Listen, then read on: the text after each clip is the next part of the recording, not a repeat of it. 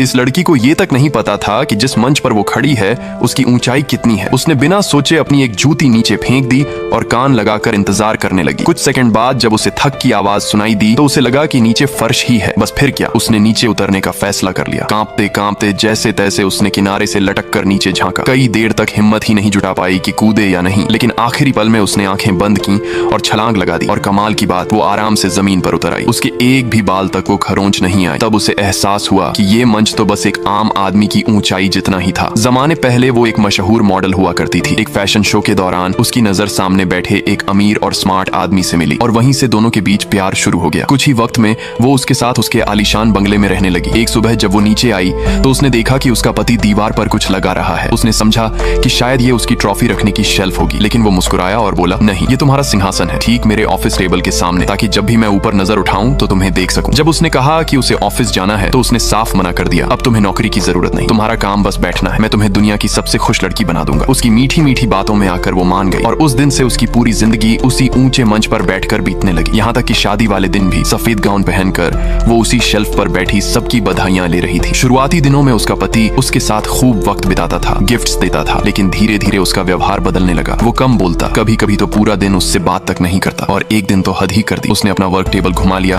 और उसकी तरफ पीठ करके बैठ गया। ये देखकर लड़की का दिल टूट गया और उसी दिन उसने ठान लिया, अब बहुत हो गया, अब वो इस मंच से नीचे उतरेगी हमेशा के लिए।